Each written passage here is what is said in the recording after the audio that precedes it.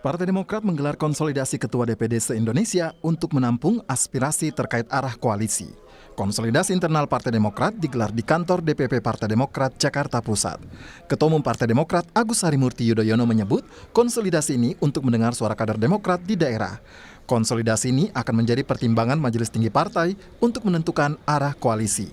Demokrat ingin tentunya membuka peluang ke depan. Saya perlu mendengar langsung dari para ketua DPD karena suara kader di bawah juga harus kita dengarkan. Peluangnya kemana nih, Mas?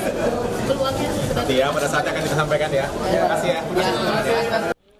Partai Demokrat menyambut baik wacana pertemuan Ketua Umum PDI Perjuangan Megawati Soekarno Putri dengan Ketua Majelis Tinggi Partai Demokrat Susilo Bambang Yudhoyono. Menurut Demokrat, ini menjadi langkah baik untuk menjalin komunikasi politik jelang pemilu.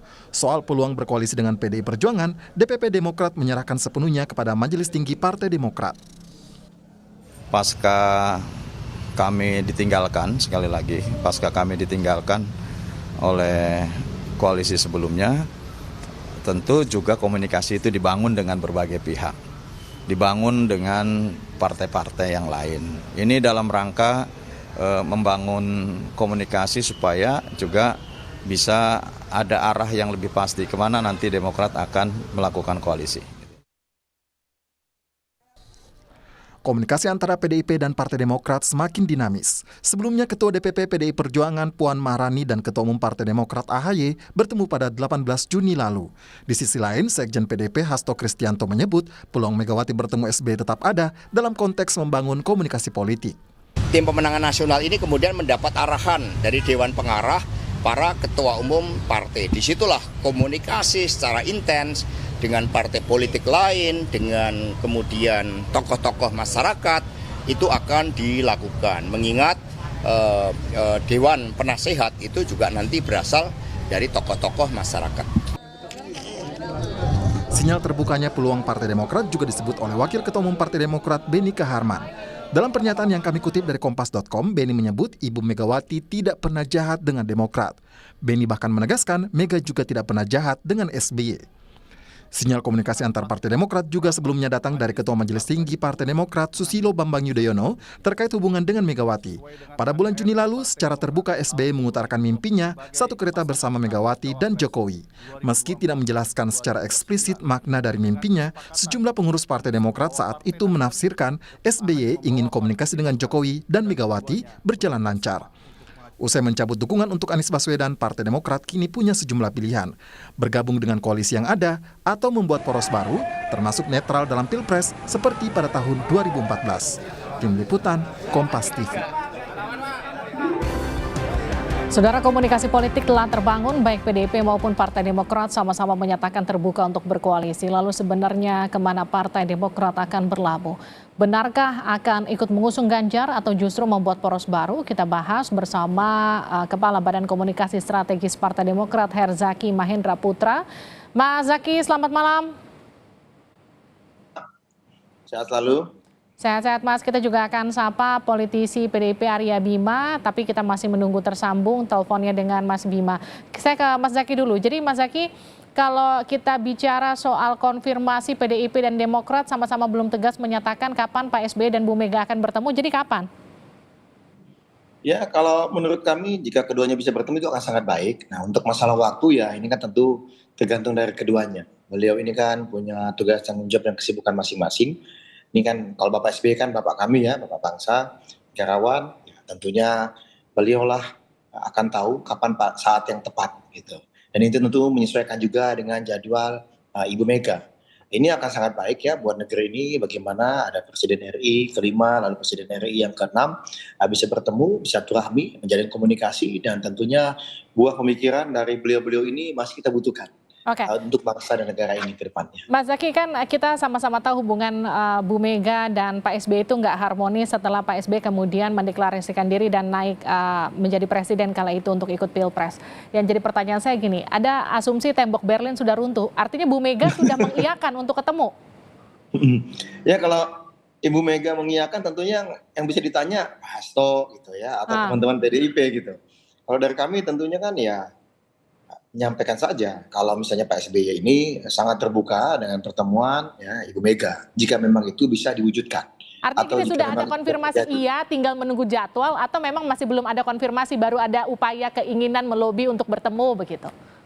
Ya kalau kami tidak akan masuk di tataran teknis itu ya, biarkan saja nanti pada waktunya jika memang sudah saatnya akan disampaikan seperti apa.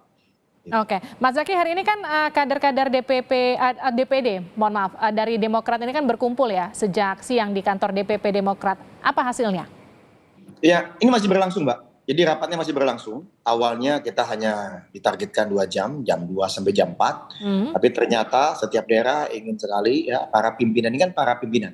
Ketua-ketua DPD di setiap provinsi, mereka membawa aspirasi dari daerahnya masing-masing, dari para ketua-ketua di tingkat kabupaten dan juga kader-kader maupun juga masyarakat ya dan konstituen di daerahnya. Nah tadi lumayan ya, tadi setelah Mas AHY menyampaikan situasi terkini kurang lebih hampir sejam ya. Lalu setelah itu dimulailah sesi masukan-masukan dari para ketua DPD ini. Tidak diduga memang tadi breaknya hanya break 10 menit untuk sholat asar saja. Lalu kemudian lanjut lagi. Dan ini saya juga izin sebentar ini karena tidak enak sudah dengan teman-teman Kompas TV. Makanya saya izin, ini masih berlangsung. Harusnya saya masih ada di dalam juga ini. Ini yang jadi pertanyaan karena kan waktunya sudah mepet. Pendaftarannya bulan depan, bulan Oktober ya. Ini jadi apakah dalam waktu dekat, dalam waktu hitungan hari ataukah minggu depan Demokrat sudah bisa menentukan pilihannya akan kemana? Ya sederhananya begini Mbak, sederhananya begini. Hari Senin kemarin Mas AHY meminta masukan dari para pengurus di tingkat pusat. Lalu para ketua-ketua DPD di tingkat provinsi seluruh Indonesia, 38 provinsi, datang dan menghadiri pertemuan hari ini, di hari Rabu. Ya, dalam waktu 2 hari saja. Ya, dan tadi rapat yang kita rasa dan kita pikirkan 2 jam cukup, ternyata sudah 4 jam lebih belum juga tuntas. Karena tadi dari setiap daerah menyampaikan pandangannya kemana sebaiknya kita bekerja sama dan berkoalisi ke depannya. Nah, ini masukan-masukan ini bagi Mas AHY seperti disampaikan sebelumnya, ini sangatlah penting karena beliau sangat menghormati para pimpinan di tingkat provinsi ini karena menurut beliau inilah yang berhadapan langsung dengan masyarakat. Para pemimpin yang berhadapan langsung dengan masyarakat di provinsinya masing-masing dan membawa aspirasi dari para kader maupun masyarakat di daerahnya. Tapi masukan dari para daerah seperti apa Mas Zaky? Ya, yang kami tahu ya sampai dengan tadi ya, karena belum tuntas ini. Ya, meskipun belum ketok palu, tapi kan kita bisa melihat suara daerah lebih dominan condong kemana, bisa nggak dibocorin? Ya gini, yang bisa saya sampaikan, karena ini kan ranah dan domainnya Majelis Tinggi Partai. Nah, hari ini kan lebih pada pertimbangan saja, masukan saja. Tadi yang pasti sudah jelas tidak ada CLBK. Ya, dari setiap daerah. Udah move on ya, move on 100%, nggak ada lagi nengok-nengok ke belakang ya. Semua pimpinan menyampaikan sepakat dengan Mas AHY, ya ini masalah harga diri, masalah kehormatan partai, jadi tidak ada kata CLBK, kata yang tepat benar move on seperti yang disampaikan oleh Mas AHY. Ini sepakat semua, ini semua mengamini, ya kan. Kemudian yang kedua ternyata kami cermati tadi sudah semakin mengerucut, jadi fokusnya pada 2 kutub, ya pada 2 kutub tadi, dan yang kami cermati tadi ya sampai menjelang maghrib. Sudah ada yang lebih kecenderungannya atau condong ke salah satu ini gitu. Yang lebih dominan, yang lebih banyak lah kami sampaikan. Tadi perbedaannya masih belum terlalu banyak ya, tetapi sudah ada kecenderungan untuk condong ke salah satu. Kok kami cermati, tapi kan belum tuntas. Condongnya kemana? Ke Menteng apa ke Kertanegara?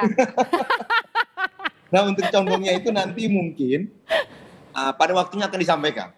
Tapi sudah ada kecenderungan ya masukan ini. Setahu kami dari Mas AHY, beliau juga akan mempertimbangkan banyak faktor dan akan menyampaikan kepada Majelis Tinggi Partai, akan melaporkan. Termasuk juga kan komunikasi ke depan dengan siapa ini kan terus dirajut ya. Hasil komunikasi inilah selain pertimbangan ini juga akan dibawa ke Majelis Tinggi Partai. Jadi ini Mbak yang menariknya kami tidak menduga juga ternyata cukup lumayan ini ya, lumayan ramai juga tadi masukan-masukannya sampai belum selesai.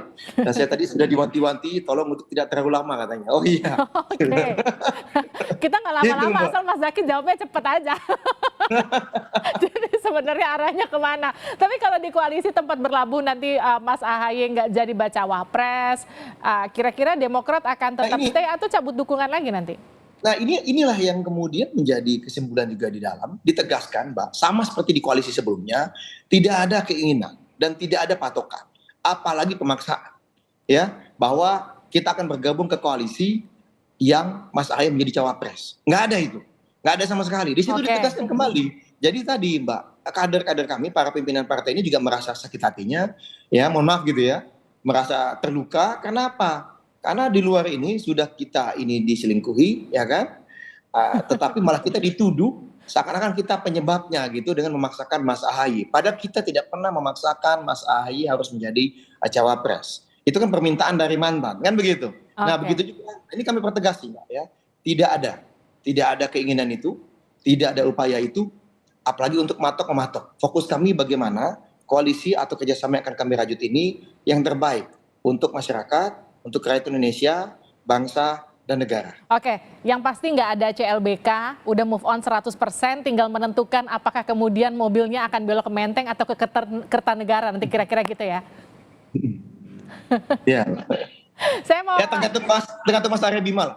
Oh ini saya tanya Mas Arya Bima, sudah bergabung nih, baru nyambung. Mas, jalan ke depannya ya kita tunggu Mas Bimo juga nih, gitu. Seperti apa? Iya. Mas Bimo, jadi ini mobil Demokrat akankah belok ke Menteng nanti Mas Bimo? Jadi nggak ketemu Bu Mega? Saya kira tidak harus bicara soal hal yang tadi ya. Beberapa memang terus saya baca di media sosial yang membicarakan bahwa rekonsiliatif saat ini menjadi sesuatu yang baik ya antara Ibu Mega dan Pak SBY, itu banyak dibicarakan di media mainstream maupun media sosial. Saya melihat tidak ada sesuatu yang perlu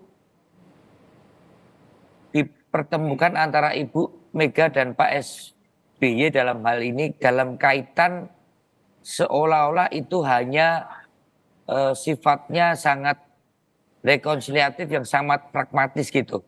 Ini yang menurut saya sesuatu yang tidak perlu dikaitkan, tetapi bahwa perlunya partai di Perjuangan bersama Demokrat di dalam kerjasama politik bisa dipertimbangkan secara rasional dan beralaskan dengan tujuan yang terkait dengan berbangsa dan bernegara. Nah ini adalah kuncinya. Karena kalau itu kemudian dikaitkan dalam kaitan secara personal antara Ibu Mega dan Pak SBY, kemarin sudah ada pertemuan misalnya antara Mbak Puan dan Pak Ahaye, Mas Ahaye, saya kira itu adalah bukan pertemuan antara personal Mbak Puan dan Mas Ahaye ya, yang bersangkutan tentu mewakili kedua partai besar.